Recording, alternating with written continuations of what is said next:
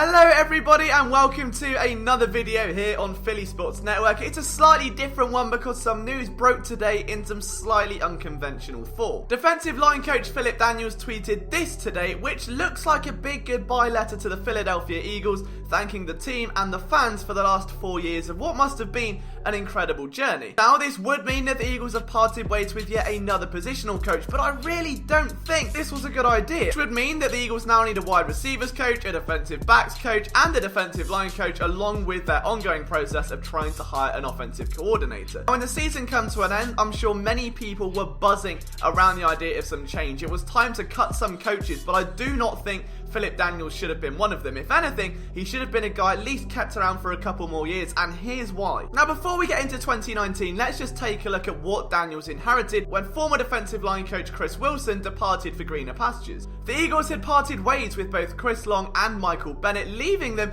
in a bit of a predicament. They tried to replace those players with Vinny Curry, Sharif Miller and Malik Jackson, who could play the 3 and the 5 tech as Michael Bennett once did.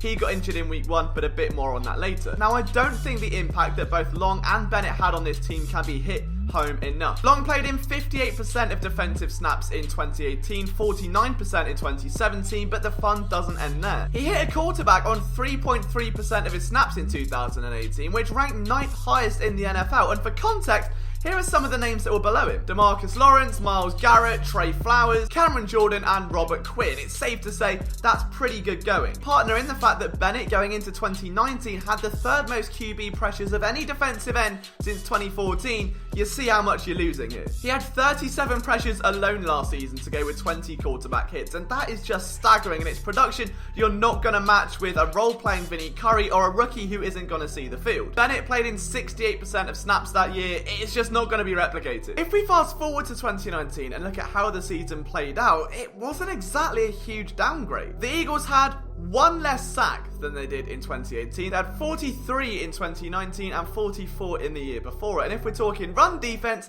that improved as well. They ranked 3rd in the league in 2019, averaging around 90 yards given up on the ground a game. That is 7 yards better than what we saw in 2018. Now I know those stats don't tell the entire story, and we're going to get into the more nitty gritty of it in just a little bit, but just for the moment, here's what Philip Daniels was working with. Malik Jackson, who can play both the 3 tech and the 5 tech as we mentioned before, was out for the season after just 1 week, leaving the Eagles with Fletcher Cox, Timmy Jernigan and Hassan Ridgeway. Jernigan then missed 7 games with an injury of his own. Ridgeway was placed on IR after 8 games, and Derek Barnett missed 4 at defensive end. So it's not like the unit was at its fullest strength. If anything, it was wounded, it was battered, it was bruised. Fletcher Cox was coming off an injury from the year before, which many people are attributing to his decline in 2019. And if anything, Daniels deserves credit for turning players like Anthony Rush from undrafted free agent Saudi UAB and my off-season crush into a serviceable defensive tackle, or helping to get spurts of production out of guys like Josh Sweat, who in the year before had done virtually nothing. If we compare 2018 to 2019 in terms of advanced defensive statistics, courtesy of Pro Football Reference,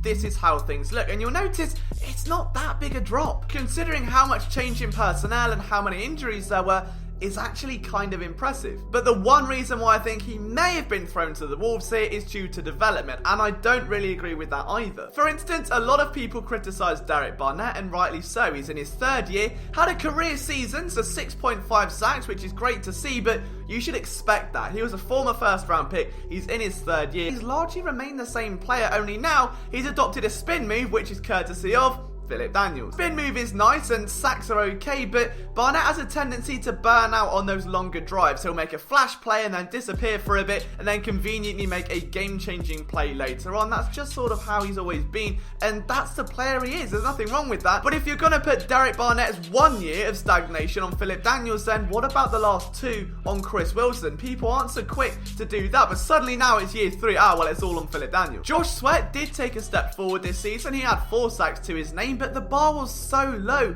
from last year, where all he did really was play against the Saints in a blowout, that anything would have been seen as an upgrade. So yeah, getting production from Josh Sweat was nice, but not really his fault. He was handed basically someone that had virtually no NFL experience, that did battle an injury, that did shed a lot of weight. You've got Sharif Miller, who was drafted in the 4th round by the Eagles and was a player that coming out of college was so raw that he was never going to see the field anyway. I've said it in a film review, it was very unlikely that Sharif Miller would be called up up as a rotational defensive end as a rookie because his skill set's just too raw. There's no pass rushing moves, there's no counter moves. He's got power and he's got speed, but if he can't win on the ball rush, he's largely inefficient, and he was outshone in preseason by Deshaun Hall. Now, it is the job of a positional coach to develop talent, to turn positional potential into positional ability. And I can understand why the Eagles are looking at this and saying, hey, do you know what? Derek Barnett didn't take the leap. Josh Sweat didn't take the leap. Where's Sharif Miller? But if we're talking about that, Corey Undlin would still be with this team had it not been for a promotion. Ken Flagel, who coaches the linebackers, is sitting pretty at home right now without any worry of being fired. It seems a little unfair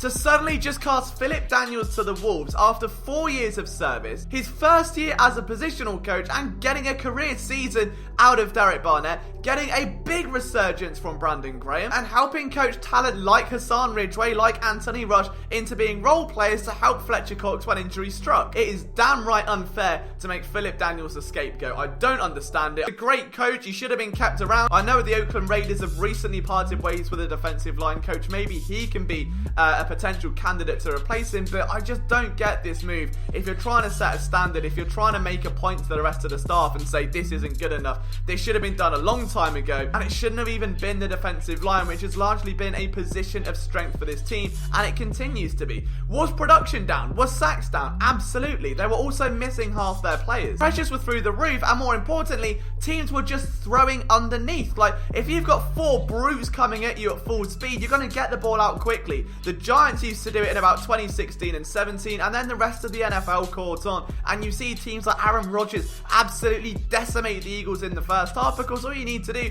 is get that ball out quick, trust your running backs in the flat, and you're going to largely negate that rapid pressure. And that's where this scheme versus talent comes in. The Eagles haven't been helped by their scheme at all whatsoever, and I don't think it's fair for Philip Daniels to be punished for that. But let me know what you think, guys, down in the comment section below. What are you feeling about this move? From myself, Liam Jenkins, I'll see you next time.